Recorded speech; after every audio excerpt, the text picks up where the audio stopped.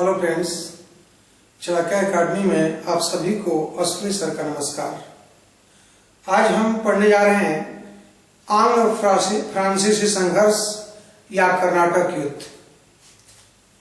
यह आधुनिक भारत के इतिहास में हम आज मुख्यतः कर्नाटक युद्ध पढ़ने जा रहे हैं। आप सभी लोग जानते होंगे कि मुगलों के पतन के उपरांत छोटी छोटी रियासतों का उदय हुआ, यानी कि स्वतंत्र राज्यों का उदय हुआ था। इसी तरह एक दक्कनी राज्य कर्नाटक था। कर्नाटक पहले हैदराबाद के निजाम के अधीन था। इसे सादुल्ला खान ने स्वतंत्र किया था।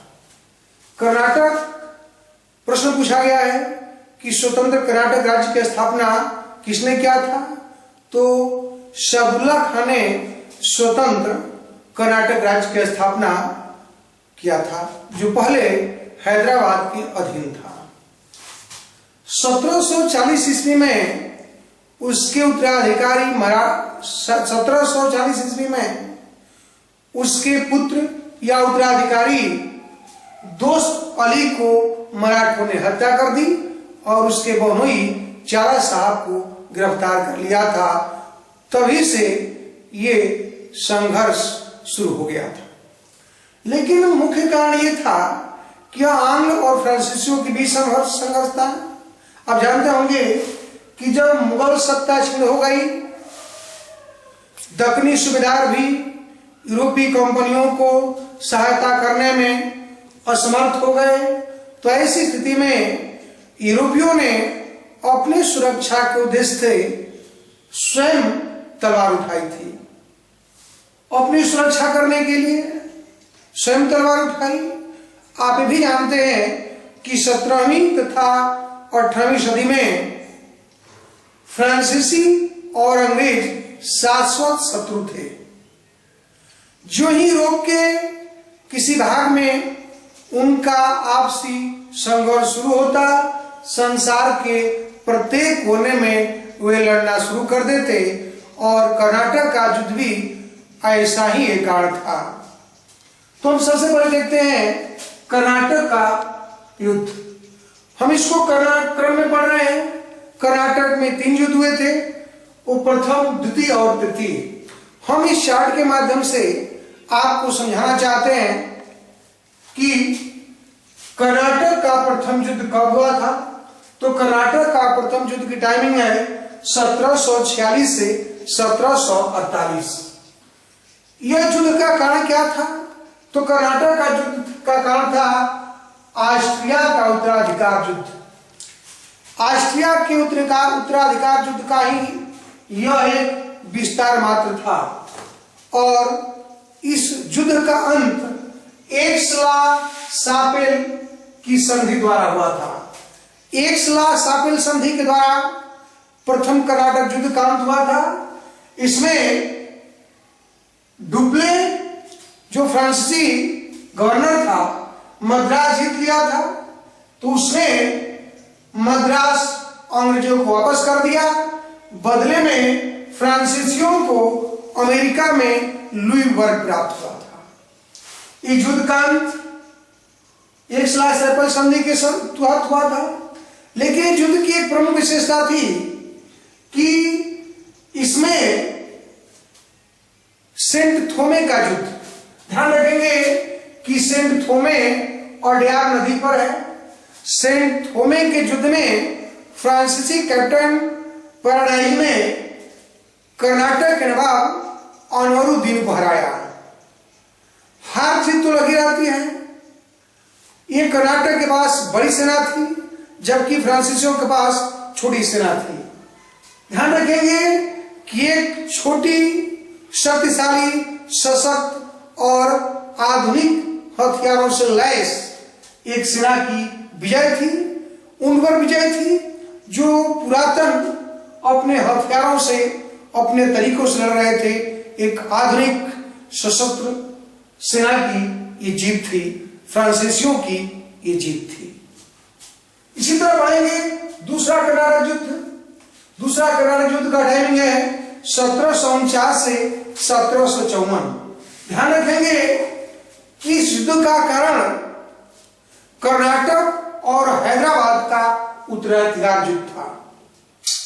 कर्नाटक और हैदराबाद का उत्तराधिकार युद्ध था और इस युद्ध का पांडिचेरी के संधि के द्वारा हुआ था। 1775 में पांडिचेरी की संधि हुई थी। वास्तव में इस युद्ध की पृष्ठभूमि में थी कि फ्रांसीसी गवर्नर डुप्ले ने चारा साहब और मुजफ्फर जंग को अपनी तरफ मिला लिया था और मिलाने के बाद बेलूर के युद्ध में नवाब नासिर जंग को मार गिराया था। बदले में पुरस्कार स्वरूप डुप्ले को कृष्णा नदी के दक्षिणी भाग का गवर्नर बना दिया गया।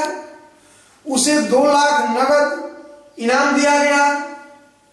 उसे 16,000 वार्षिक आय की जागीर दी गई और फ्रांसीसी कैप्टन बुसी के अधीन हैदराबाद में एक सेना रखी गई और उसको खर्च के लिए उत्तरी सरकार दिया गया।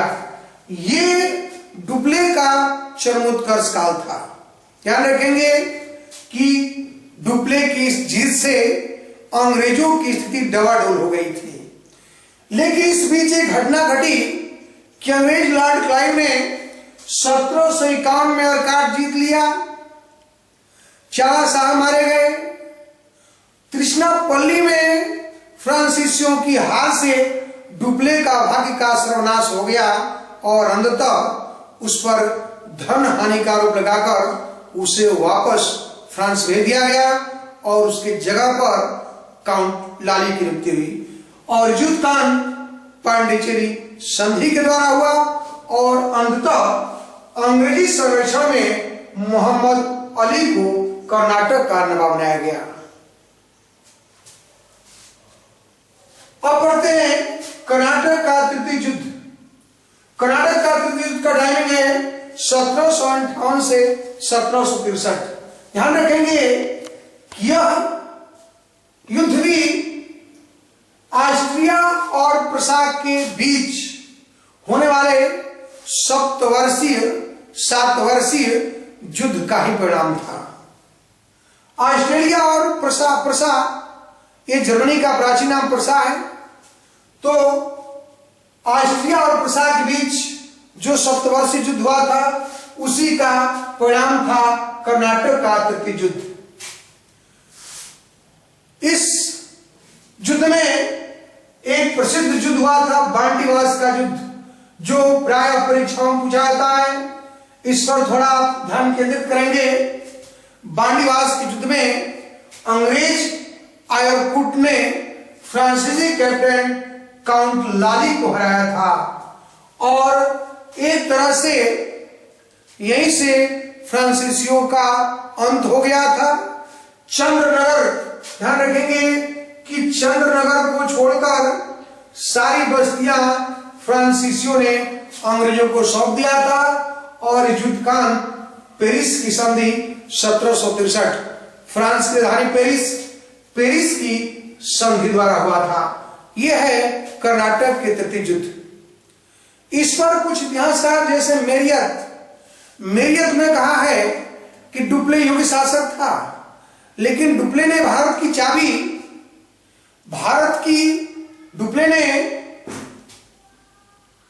की चाबी मद्रास में खोजने का असफल प्रयास किया और क्लाइव उसे बंगाल में खोजा तथा प्राप्त कर लिया। यह मेरियत का स्टेटमेंट है। उसी तरह लॉर्ड मैकाले ने कहा है कि वह व्यक्ति जिसने पहली बार, ये लॉर्ड मैकाले का स्टेटमेंट है, वह व्यक्ति जिसने पहली बार यह अनुभव किया कि मुगल साम्राज्य के खंडहर पर एक यूरोपीय साम्राज्य की स्थापना हो सकती है, वह डुप्ले ही था। अब हम पढ़ते हैं, जिस तरह कर्नाटक था उसी तरह हैदराबाद का इतिहास थोड़ा देखते हैं। हैदराबाद, ध्यान रखेंगे कि वह प्रथम व्यक्ति जिसने दक्कन में एक स्वतंत्र राज्य बनाने का स्वप्न देखा, वो था जुल्फिकार खां। जुल्फिकार खां प्रथम व्यक्ति था जिसने दक्कन में एक स्वतंत्र राज्य स्थापना करने का स्वप्न देखा था, किंतु 1713 में सैयद बंधुओं मिडोल में सैयद बंधु किंग मेकर शासक निर्माता के रूप में जाने जाते हैं। हुसैन अली एवं अब्दुल्ला दो बंधु थे, सैयद बंधु के नाम से प्रसिद्ध हैं। तो सैयद बंधुओं ने एक तुरानी निजामुल मुल्क या चिनक्लीज खां को दक्कन का वायसराय बनाया। तुरानी आप जानते हैं कि मुगल दरबार में कई गुट हुआ करते थे, भारतीय गुट, ईरानी गुट, तुरानी आदि गुट थे, अफगानी गुट था। तुरानी वो गुट था जो मध्य एशिया के ट्रांसक्सियाना के परे से आए हुए थे, वो तुरानी गुट थे, और उसी तुरानी गुट का नेता था निजामुल मुल्क। तो सैयद बंधुओं ने निजामुल मुल्क को दक्कन का वायसराय बनाया, किंतु 1715 में सैयद बंधुओं में एक हुसैन अली स्वयं बन गया। आप ये भी जानते होंगे कि सैयद बंधु किंग मेकर की भूमिका में थी, मुगल शासकों को मारे भी, षड्यंत्र के द्वारा जिसको चाहते राजा बनाते, मुगल सम्राट बनाते। इसलिए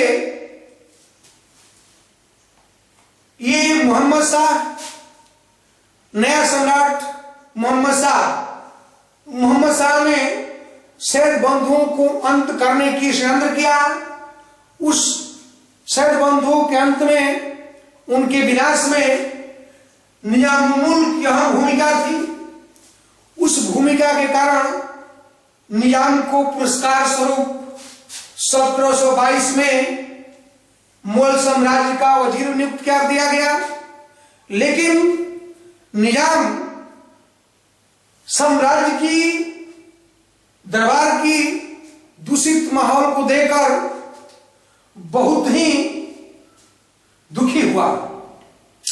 उसने सुधारों का प्रस्ताव भी भेजा था, जिसे उसके विरोधियों ने पास नहीं होने दिया, और अंततः वह वहां के इस दरबार के माहौल को देखकर दक्षिण की तरफ प्रस्थान कर दिया। जैसे ही दक्षिण की तरफ प्रस्थान किया, सम्राट मोहम्मद शाह ने मुआरिज खां को दक्षिण का सूबेदार नियुक्त करते समय निजाम को जीवित या मृत पकड़ने का आदेश दिया, किंतु 1724 ईस्वी में सुगरखेड़ा के युद्ध, प्रश्न पूछा गया कई बार, सुगरखेड़ा के युद्ध में निजामुल मुल्क ने मुआरिज खां को हराकर मार डाला और स्वतंत्र हैदराबाद राज्य की स्थापना किया। ध्यान रखेंगे कि 1724 में स्वतंत्र हैदराबाद राज्य की स्थापना निजामुल मुल्क ने की थी, और अंततः सम्राट मोहम्मद शाह ने उसे आसफ जाह की उपाधि दी, और 1748 में निजाम की मृत्यु हो गई थी। अब देखते हैं थोड़ा सा रुहेलखंड के बारे में। रुहेलखंड, ध्यान रखेंगे कि बरेली को केंद्र बनाकर एक अफगान वीर दाऊद तथा उसके पुत्र अली मोहम्मद खान ने स्वतंत्र रुहेलखंड राज्य की स्थापना की थी। ये प्रश्न पूछा जाता है। रुहेलखंड की स्थापना एक अफगान वीर दाऊद और उसके पुत्र अली मोहम्मद खान ने किया था। इसी प्रकार फर्रुखाबाद की स्थापना फर्रुखाबाद को केंद्र बनाकर एक अफगान मोहम्मद खां बंगश ने किया था। बाद में वह इलाहाबाद व बुंदेलखंड भी जीत लिया था। और थोड़ा सा पढ़ते हैं कि मुगल साम्राज्य के पतन के उपरांत राजपूतों की स्थिति क्या थी। तो उस समय दो प्रमुख राजपूत घराने, एक मारवाड़ और आमेर थे। आप जानते हैं कि औरंगजेब की नीतियों, जो उसकी धार्मिक नीति थी या राजनीतिक नीति थी, उन नीतियों से दुखी होकर मारवाड़ के मंत्री दुर्गादास और मारवाड़ के शासक अजीत सिंह, मारवाड़ शासक अजीत सिंह और उसके मंत्री दुर्गादास ने आमेर के शासक जयसिंह द्वितीय से मिलकर मुगलों के विरुद्ध एक गठबंधन बनाया था, एक गठजोड़ बनाया था। लेकिन ध्यान रखेंगे कि इस गठजोड़ का अंत सैयद बंधुओं में हुसैन अली ने कर दिया।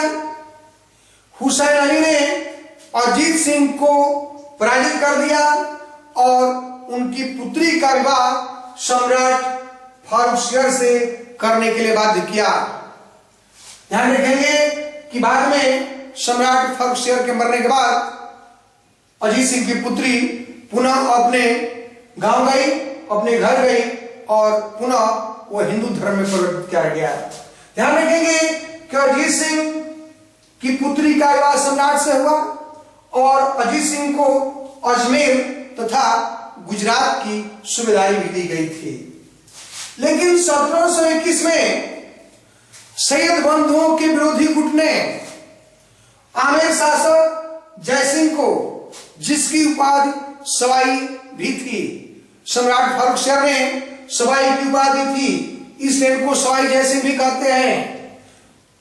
यानी कि सैयद बंधुओं के पतन के उपरांत उनके विरोधी गुट ने 1721 में आमेर शासक जयसिंह को गुजरात की सूबेदारी दे दी और सम्राट से सवाई की उपाधि भी दिलवाई थी। ध्यान रखेंगे कि जयसिंह एक राजनेता, एक कुशल प्रशासक, कानून निर्माता, समाज सुधारक के अलावा वह विज्ञान प्रेमी और एक खगोल शास्त्री भी था। उसने भारत में 5 पर्यवेक्षणशालाएं स्थापित की थी। ये 5 पर्यवेक्षणशालाएं प्रश्न पूछता है कहां कहां स्थापित की गई थी। वो थी दिल्ली, वाराणसी, मथुरा, उज्जैन और जयपुर। ये प्रश्न पूछता है, ध्यान रखेंगे, जयसिंह द्वारा स्थापित जो पर्यवेक्षणशालाएं हैं अर्बिट्रियों का है दिल्ली, वाराणसी, मथुरा, उज्जैन और जयपुर। और सबसे बड़ी बात है किसी जयसिंह ने 1722 में भारत के गुलाबी शहर जयपुर नगर की स्थापना किया था। जयपुर का संस्थापक यही राजा जयसिंह या सवाई जयसिंह थे। आपसे आशा करते हैं कि आप इस वीडियो को लाइक, शेयर और कमेंट अवश्य करें। तब तक के लिए धन्यवाद।